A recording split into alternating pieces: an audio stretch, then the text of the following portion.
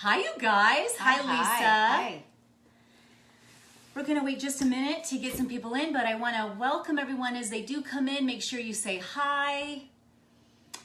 Hello there. Hello. Welcome to Planner Perfect. My name is Jenny Penton, founder of Planner Perfect, and today I'm just here with, live with my sister Anna Lynn Thomas, okay? A very funny woman if you guys don't know her already. Hi, Patty. Hi, Pam. And we're going to be talking about body image today because, how important is that? Yes. Right? Hi, Chris. So I'm excited to be with her here today to kind of talk about what she's kind of going on over on her site. Well, I'll just tell you guys. So I used to, for those of you who aren't familiar with who I started a website about, 6 or 7 years ago, which is real freaky, called Ha-Has for Hoo-Has, which was just a funny entertainment website for women. And it did really well. But after about 5 years, I was so bored. When I first started it, there was no mom humor or woman humor. Yeah. It was all some e-cards, and you can tell it was just a bunch of dudes making the jokes. And so when I started, I got popular pretty fast because no one else was doing funny mom humor. And then once a few years into it, everybody was doing mom humor. And it was just, I just got bored. I was like, how many times can I make a joke about the same, about poop, So, hi, Melissa. Are you going to, after this, you better hop on over to the Bible study. Okay? Yeah, I'll be there too. So, I decided I wanted to talk about things that mattered and that were really important and that just weren't total slapstick, hilarious humor kind of stuff. And so I have been slowly but surely kind of trying to do that. And I am good friends with Susanna Lewis of Whoa Susanna, and she is, she used to be one of my writers, and she has completely blown up. And she feels the same way as I do about wanting to go deeper and really just talk about our faith and our life. And so we started this podcast called The Anna and Susanna Show. And from that podcast, we have the Word Up Club, which is this membership group that we have where we, Susanna and I write daily devotionals and we go live in there and have Bible studies. And so this month we're talking about the body. And one of the things we're talking about with it is body image. So this is something that I've been talking about this week. If you listen to my podcast, I'm giving Jenny a hard time. She didn't say she religiously listens to my podcast, but she's like, oh yeah, I totally listen to your podcast. So I started making fun of her every week in my podcast. And she's like, hey buddy, listen, what do you want to do for Father's Day? I was like, you're not listening to the podcast, are you? Because I made fun of you. And I made fun of how you guys, before she went vegan, you guys remember how she always wore the black shirt with the cold shoulders? Oh, you made fun of that. Nice. I was going to wear that today because when she got skinny, she's like, hey, do you want my fat clothes? And so Susanna and I both joked about this because we both have older sisters, and both of our sisters went vegan and lost a lot of weight, and both of them tried to give us their fat clothes, and both of us were like, really? Yeah, actually, would you? She said her sister brought hers over in a big old black bag. Garbage bag. Yeah, garbage bag. Uh-huh. And so we were joking about just like, oh, really? I get your fat clothes? What size are they? I'll take it. Oh, here's the cold shoulders. She's done with these cold shoulders. all those lives she did. She's like, I've moved on. Here you go. I've moved on. I've moved on from the cold shoulders. You guys, whenever she would go live, she'd wear the black cold shoulders with Victoria's Secret sweats. Pajama pants. She's so weird. Oh, totally busted So don't me. So don't be fooled. They thought I was wearing fancy dress pants. Yeah. I know it. Yeah. Well, I love talking about, I like talking about body image. Hi, Sue! Oh, there she is. So I love talking about body image stuff because I think it is so important. And the reason why I think it's so important is because especially if you are living your life with purpose and you, if you're, a believer and you want to live God's vision for your life and you want to get some gusto, one major thing that stops a lot of women is body image. And that's because when you feel heavy or when you feel uncomfortable in your own skin or when you hate the way you look, you won't want to be seen. And, Suzanne and I were talking about, I have postponed photo shoots. Yeah. I have put off going and doing videos. I'm like, oh, I need to lose 15 pounds before I get in front of a video. Who freaking cares? Yeah. About those 15, not one single person but me. And so we can delay living our life now with total joy because we have... Santos, it's Tasha. Tell me again your name. Who? The Santos. I know your name, I do, but then I can't think of it just at this very second. Whose name? It says Santos. She's just coming up. Hi, Linda. But isn't that her name? No, it's not. It's not. Oh, okay. Santos, I don't know your name. It says Santos. No, it's Tasha. Oh, okay, gotcha. Buddy, that's enough. Okay? That was kind of like, I've got a girl in my Word Up Club, and her name is Reaj, and I'm like, so true, Reej. And she's like, well, it's hard. The handles are hard. You don't know. Yeah, she's like, it's Ray, like Ray of Sunshine. I was like, oh, it's so beautiful. I'm terrible with names. I'm like, Sarah. They're like, Sarah. I'm like, sorry, Sarah. Well, it's the truth. Tiffany. Hi, Tiffany. There's just something about going live. I can't say people's names right. Tiffany. So that's what I love talking about. We're talking about body image because when you don't feel good, and it's not just like, it's also keeping into account that you want to be your healthiest and best self. Because one thing that's happening is that's really wonderful is that in our culture today, women are talking about embracing yourself exactly how you are. There was a beautiful post of a woman who's like, you know what, I'm going to take pictures of myself on the beach with my kids. And I don't care about how I freaking look.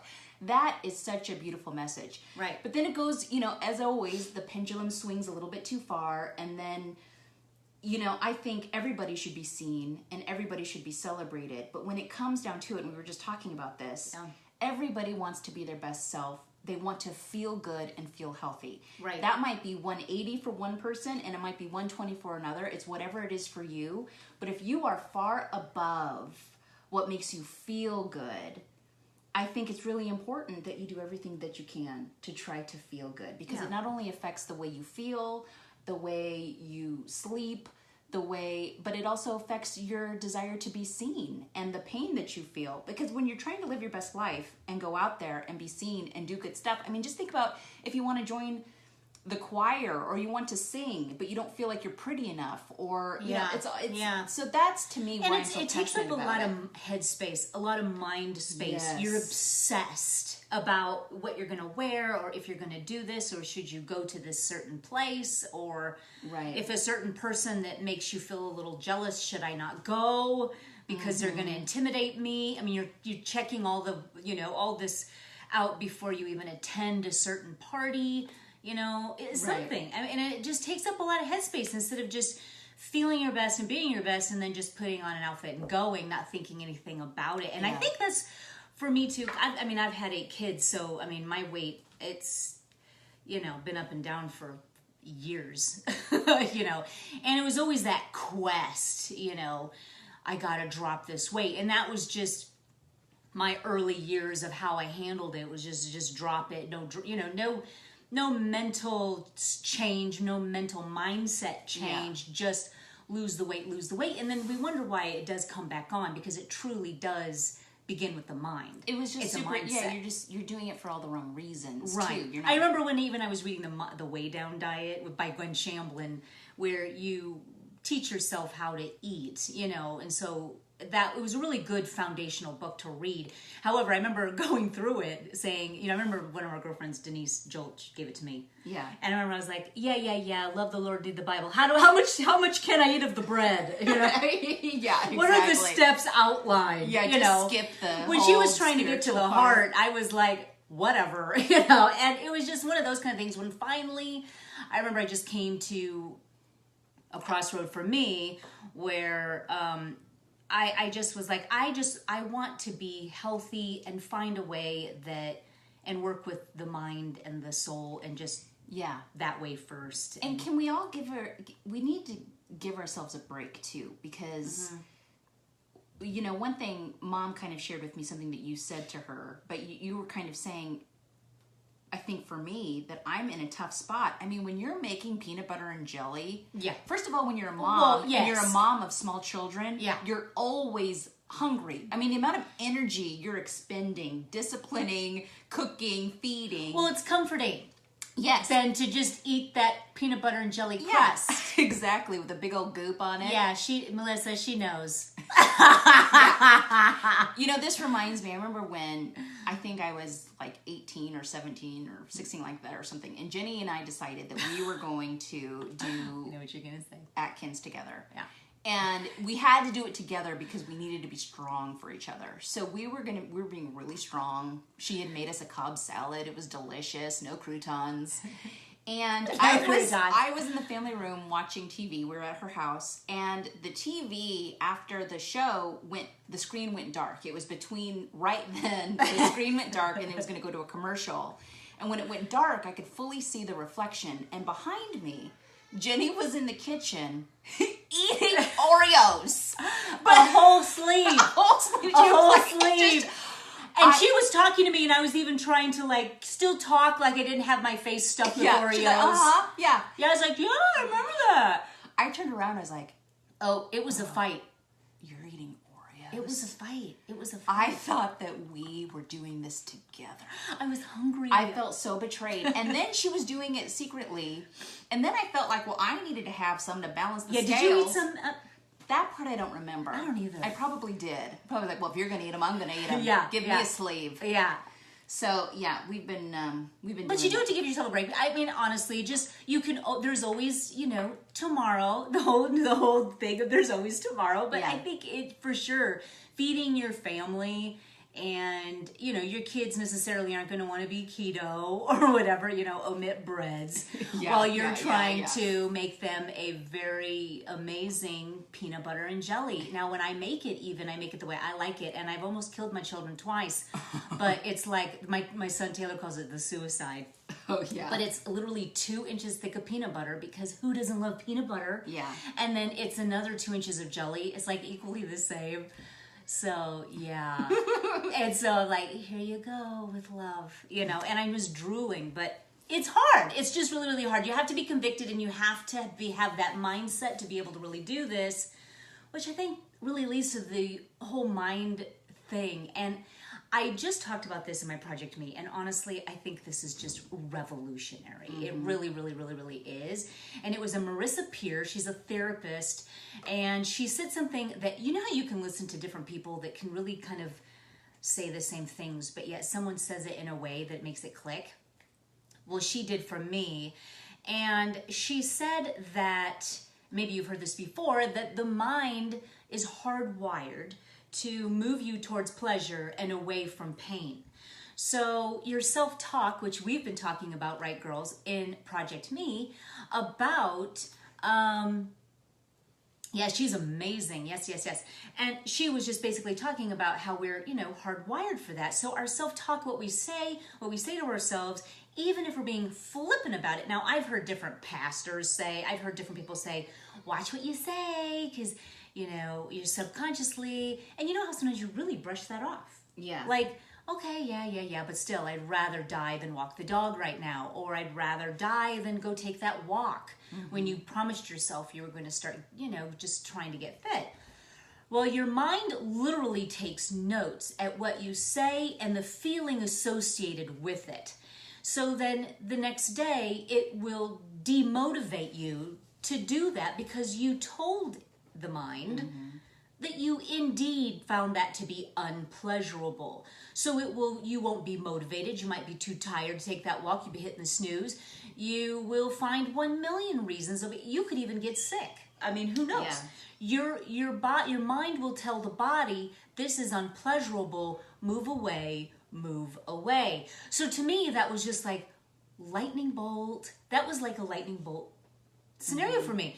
And to really amp up the way I speak out loud to myself, to my family, to everything. So she said, this is the key line, make sure that you tell your mind, tell yourself that you indeed love to do the things that are hard. And then here's the beauty.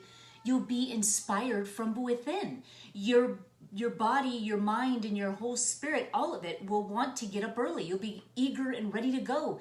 You will be fired up from within, which is how also God's really designed us to work. We shouldn't have to go outside of ourselves to be motivated every day. It's great to be inspired. It's one thing to be dependent. And this is just really kind of, I think, revolutionary, to be inspired from within, to get the things that you love, even though they're hard, done. And that even goes for eating well, being inspired then to not be so persuaded to eat the sandwich, but then to eat something, not that a sandwich is bad, but whatever kind of eating plan or eating way that's good for you to actually work. Right. Exactly. It's yeah. So it's kind of I also exciting. think too, just getting over yourself. I think when you're hyper obsessed with yourself and how you look when you go to a party, and if somebody in the room is prettier than you or skinnier than you, or put whatever. your ego aside for a minute. Because the verse that I used was, it's in Luke, and the disciples are arguing. They're with Jesus, and they're arguing amongst themselves over which disciple is the best disciple. Which is hilarious. I mean, they're just like, well, I'm pretty sure I'm better than you because, and they're arguing over who's the most important disciple, which is so ridiculously human nature. And then Jesus stops because he overhears them, and he's like, oh, let me tell you the truth. Whoever is least among you is first. So what that means is that whoever is humble and has the humility to serve other people, so they're humble, they consider themselves to be the last, so they certainly don't care if they're the most beautiful one in the room. They walk in not even noticing or caring, okay, because there's a place of humility. And of course, he's not directly talking about beauty, but I think that actually really applies. And then you live your life of service. He goes, whoever is last, he's talking about the path to greatness. I should have pulled it up in front of me, but he's basically saying the path to greatness is coming last. And that means having the humility, and that's the path to greatness. So serving other people is the path to greatness. So then it's like, well, what are you focusing on? Because if you're unhealthy, if you are tired, if you're exhausted, if you're chronically fatigued, if you're not resting enough, if you're not eating well, if you're not feeding your body exactly how it needs to be fed, Right. we don't have the energy or the desire to help ourselves, let alone serve and help somebody else. And in my mind, when he says the path to greatness, I also believe the path to true beauty is when you are serving other people, because there are some gorgeous women who are real ugly. And there are some women who may be more plain, who when you meet them and you see how humble and beautiful and just genuine They and are want to help beautiful out, because of that brings out their beauty. a beauty that triggers you in the inside. I mean, you want to be around them all the time. And that is what true beauty actually is. And so many times, our body, it's a sacred temple. So how often are we treating it like crap and beating it up and not doing the things that we need to be doing? It needs to be a vessel for God's light to shine. So if we hate ourselves and we think we're ugly, and so we don't want to be seen, we're not allowing God's light to shine.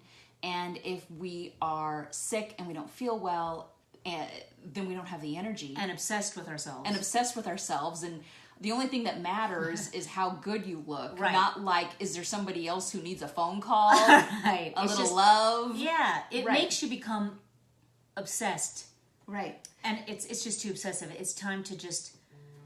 That's why caring for, yourself really comes first, though. Yeah. You know what I mean? So you think that caring for yourself is something that is selfish, but it's not, because a lot of moms can get stuck in the rut of not caring for themselves, and they don't tend to what they're eating or what they're looking like, and they don't care. But deep within, you are running dry because you're not replenishing yourself. And it's important. I think it's important to lead an example also as well to your daughters, to your sons, just the importance of well-being, body, soul, and spirit, all of it combined.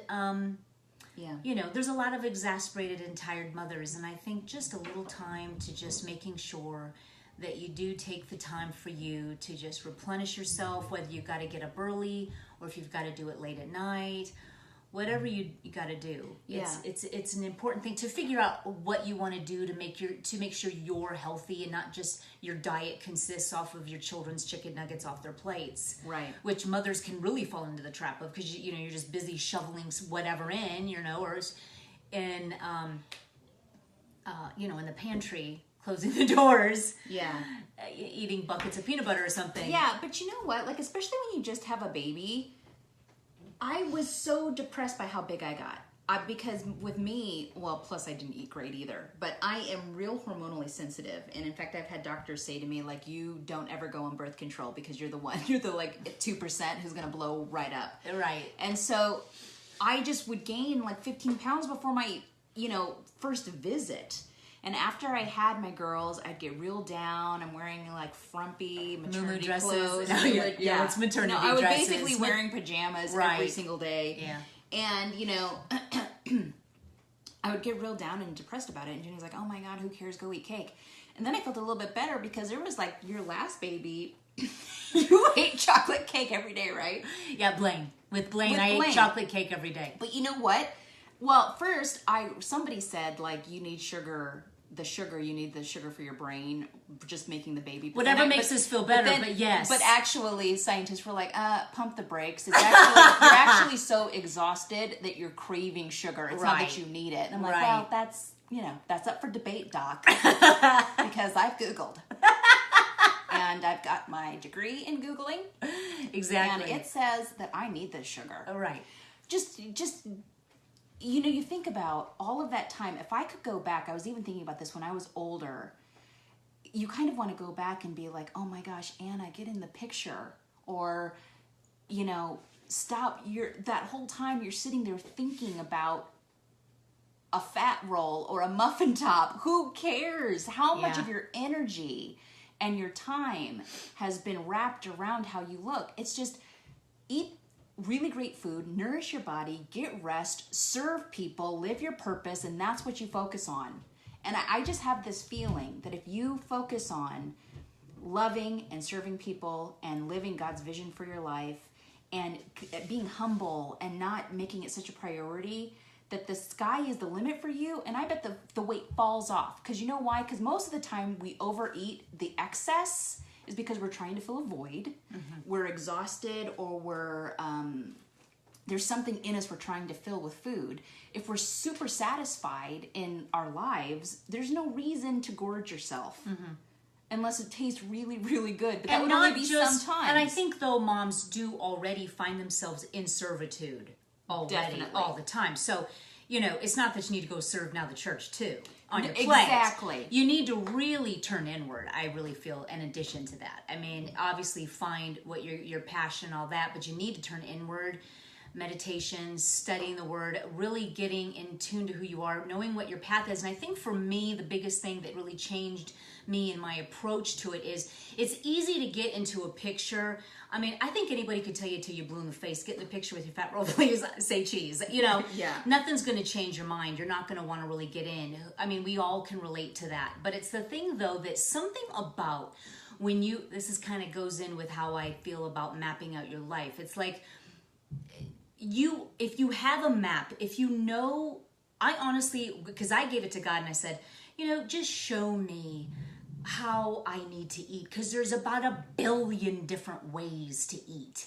And it's frustrating, and I didn't want to be obsessed. And I just said, let something come to me, show me what I need to do. And that's really because I do feel like plant-based diet was a great starter for me in how to eat nutritionally again. I've never ate such nutrient-dense foods in my life. And I really feel that is where I needed to be. But I just feel like when you have a mapping and you know where you're going and you know what you're doing, and you're in the middle of doing it and you're mapped, then you feel then you're like cheese, because you feel like, you know what, I'm grounded. I feel like I know where I'm going. I'm being led daily. I know what's going on. I mapped out. It's kind of like I feel content knowing I got laundry in another room because I've got it scheduled for Wednesday. You know what I mean? So I'm not sitting here like, woo, because I know my schedule and how I mapped out to live a life that's really unanxious and easygoing, and I feel fulfilled, and and that projection is on everybody, everything. And then when you're fulfilled and you feel like you are taking care of your soul